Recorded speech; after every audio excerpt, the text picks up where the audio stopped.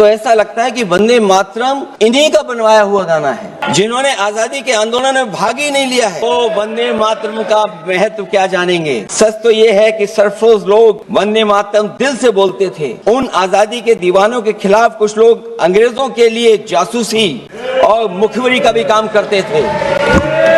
आजादी के पहले और आजादी के बाद वंदे मातरम क्यों नहीं गाया? सभापति महोदय, इनका इतिहास खंगाल लीजिए, पूरा निकाल लीजिए। चुनावी सभाओं में कभी बाबा साहब भीमराव अम्बेडकर जी की तस्वीर ये लोग नहीं लगाते थे।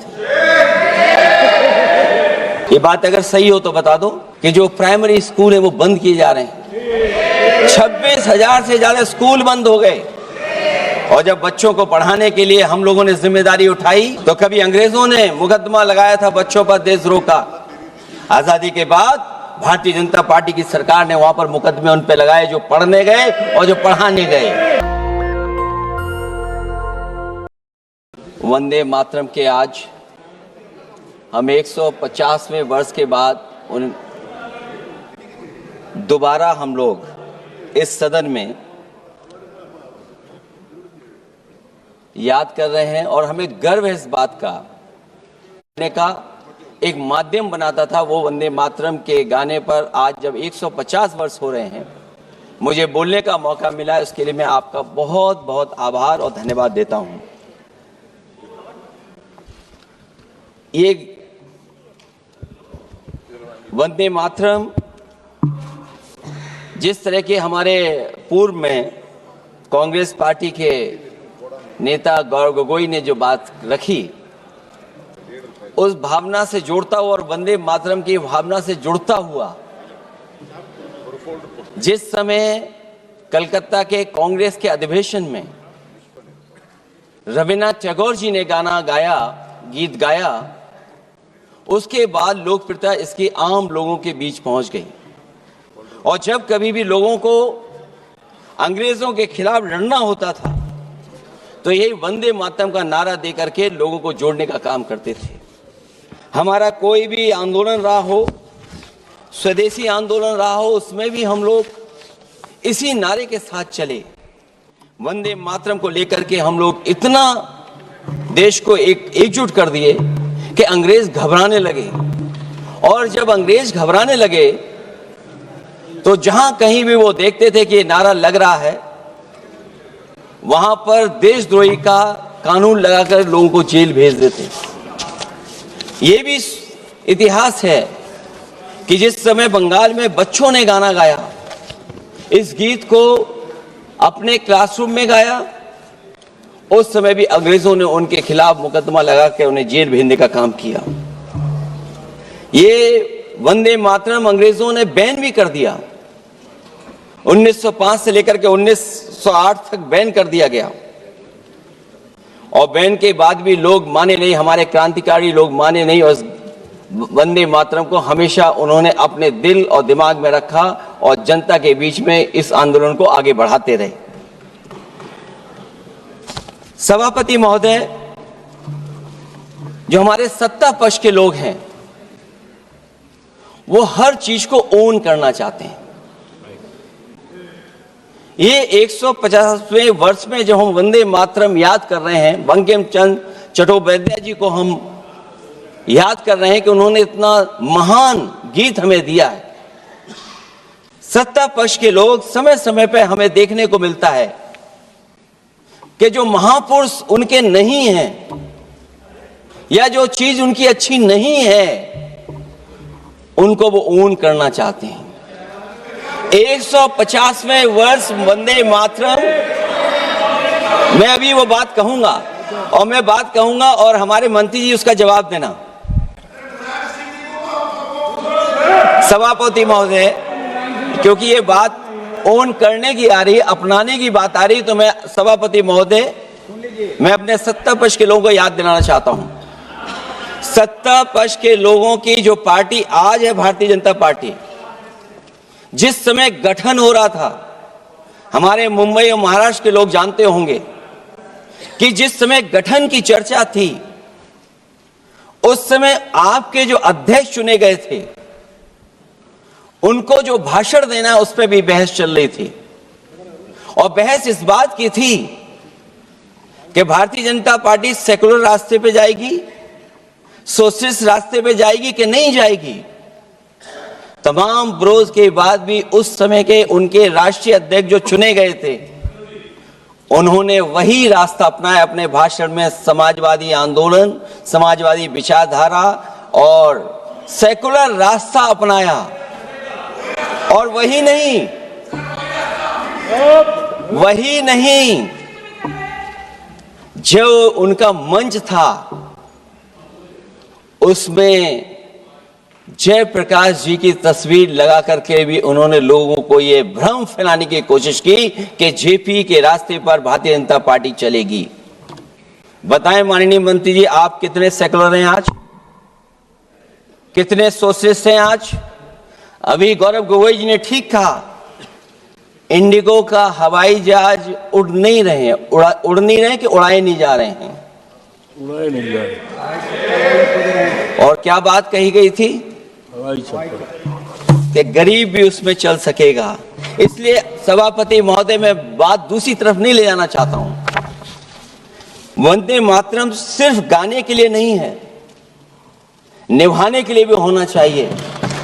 सभापति महोदय, आज हम आकलन करें, पीछे मुड़ करके देखें कि हम इस वंदे मातरम को कितना निभा रहे हैं।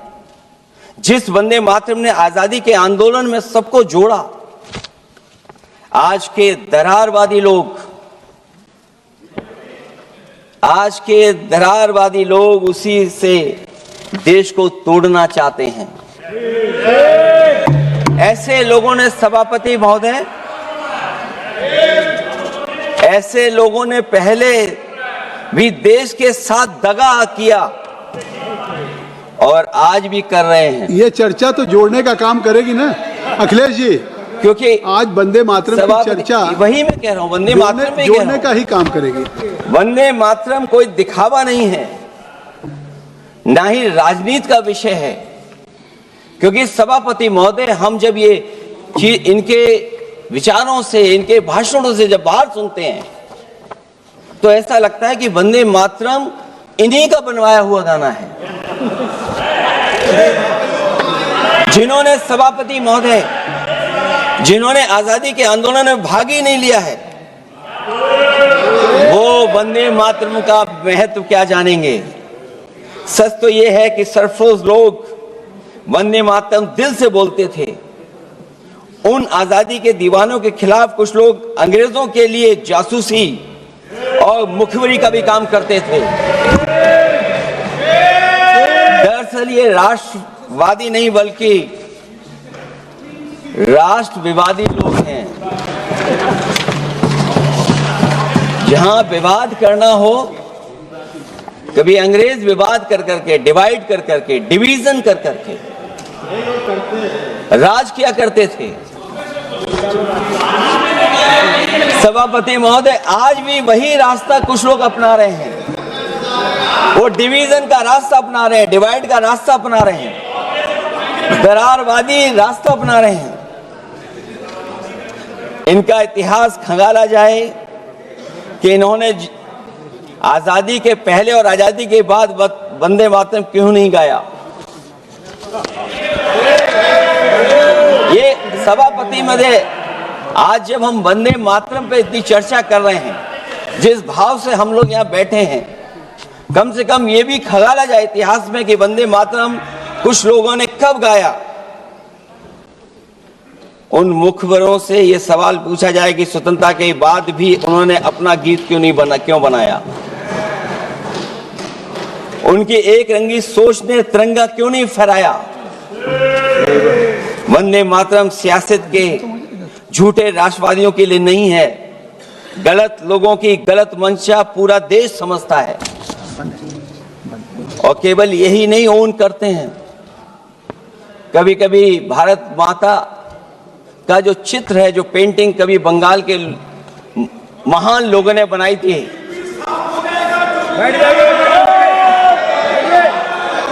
सभापति महोदय इनको देख लीजिए, और फिर बैठ जाओ। सभापति महोदय, राजभर जी आप बैठिए, आपके नेता बोल रहे हैं। सभापति महोदय, आपके वंदे नेता बोल रहे हैं, आप मातरम का बैठिए ना। भाव ये भी था कि कम्युनल पॉलिटिक्स नहीं चलेगी, और कम से कम हमारे उत्तर प्रदेश के साथियों ने कम्युनल पॉलिटिक्स को अंत किया है वहां पर जहां से कभी इन्होंने शुरू की थी। राजभर जी, और सभापति महोदय, वंदे मातरम एक भाव के रूप में हमारे अंदर बसा है, चाहे उसके शब्द न याद हो, चाहे अर्थ न मालूम हो, चाहे पूरा याद न हो, उस सच्चे भारतीय के अंदर देश प्रेम की भावना जगाने के लिए इसके दो शब्द ही काफी हैं। जो सच में देश की एकता और अखंडता चाहते हैं, जो भाईचारे को बुनियाद मानते हैं, उनके लिए दो शब्द भी पर्याप्त हैं जो इस वंदे मातरम से हमें मिलते हैं।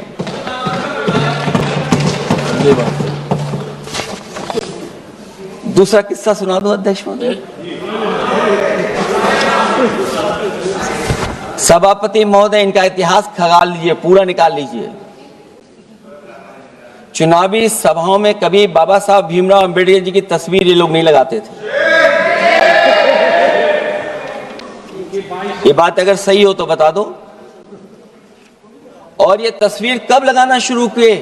इनका एक सहयोगी साथी संगठन, जिस समय समाजवादी पार्टी और बहुजन समाज पार्टी ने मिलकर के इन्हें उत्तर प्रदेश में हरा दिया था, उसी दिन के बाद से बाबा साहब भीमराव अंबेडकर की प्रतिमा और तस्वीर लगाने लगे।